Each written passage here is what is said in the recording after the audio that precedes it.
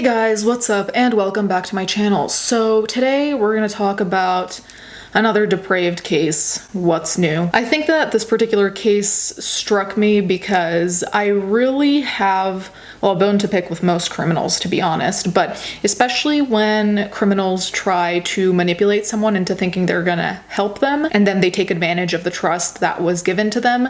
Those are the cases that I think make me the most angry, because I think we can all relate to the fact that it's hard to trust people. So when you do take a chance on someone and they turn around and essentially take advantage of you, it's particularly gross. Before we get into that, I did want to thank today's sponsor, which is Casetify. Casetify makes phone cases that have military grade drop protection. So the many times I drop my phone, I don't have to worry.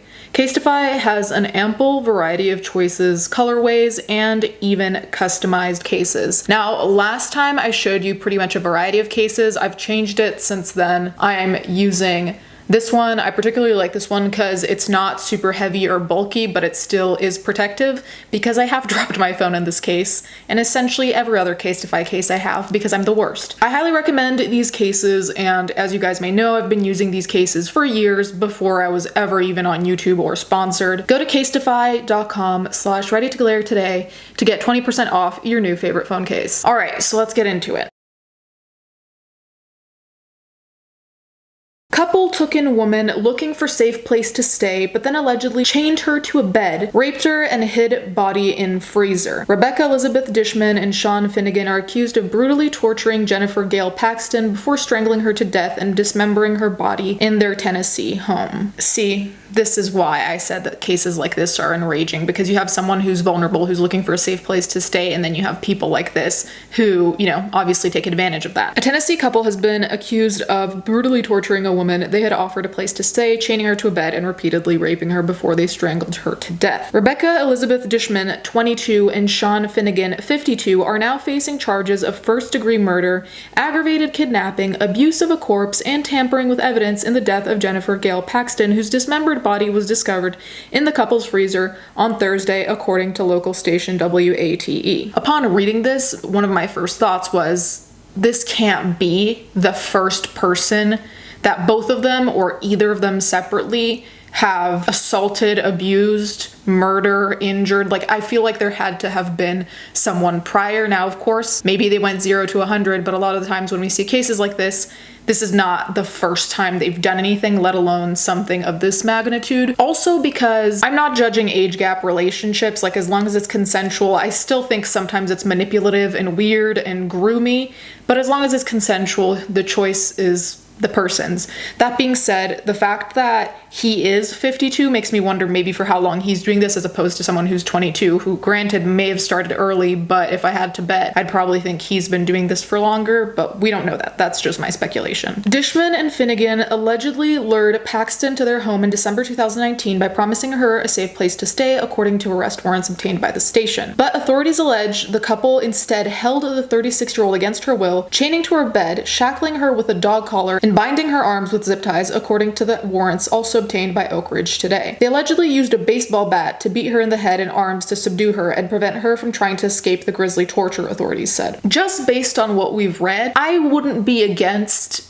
life for both of them. For him, that's going to be a shorter amount of time, but especially for the young woman, life. Like, I don't think she should get out. It seems like she's quite dangerous. The man is not super far from 60, so I don't think he should be released, but if he were, I think he'd be probably less of a threat by himself. But then he could also find another partner. So life for both of them, and throw away the key. And like I said, one of the things that makes me think that this has happened before is just the sheer level of violence here, between the rape, between using a baseball bat, the dog collar, like all of these things to me make me think that this is not the first time, and that there was a certain level of organization in the terms of maybe they hadn't premeditated who they were going to torture or choose, but I do think there was a level of organization in determining how they were going to run this type of operation, if you will. The couple is accused of repeatedly raping her after she was incapacitated before strangling her to death. Authorities said the couple then took the battered body and dismembered it, breaking ligaments and bones to fit into a stand-up freezer, according to the warrants. After disposing of the body, Dishman allegedly used bleach and a Swiffer to clean up the living room and bedroom to get rid of the blood and other evidence. I think I'm a person with a relatively strong stomach in terms of violence because it's pretty much what I read about and talk about multiple times a week, if not every day, on my own. And something about this has made me so nauseated, and I think it's just like the sheer amount of violence. And I think it's also because when you read an article, it all feels like it's a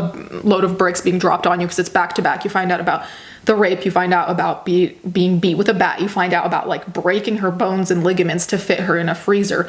All of these things are just so disgusting. And I reiterate, prison for life. Throw away the key. Authorities said she also cleaned the victim's body with bleach in the shower in an attempt to get rid of evidence that may have been on it, according to the warrants. When the couple realized there may be a police investigation, Finnegan allegedly removed the body from the freezer and hid it under his bed. Then he cleaned out the freezer in an attempt to destroy any possible evidence left behind. Oak Ridge police said in a statement they first responded to the home on Wednesday evening after receiving information about a possible homicide. After working through the night, the Oak Ridge Police SWAT team and members of the Judicial Crime Task Force executed a search warrant at 4:26 a.m. the next day and discovered Paxton's body. Dishman and Finnegan were taken into custody and both allegedly admitted to their crimes after being questioned by authorities. Dishman was arraigned Friday and given a $1 million bond. Finnegan was arraigned in Anderson County on Monday. His bond was also set at $1 million.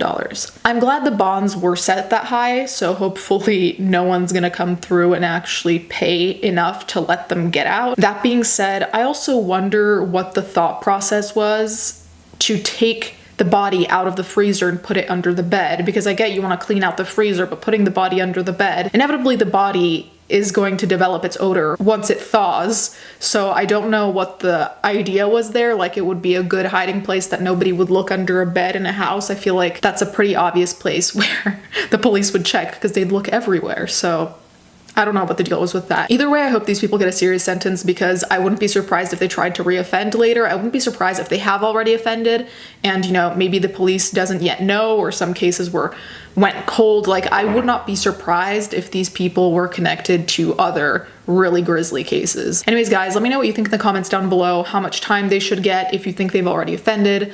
Let me know. Thank you guys so much for watching. Thank you to my patrons as always. Let's get right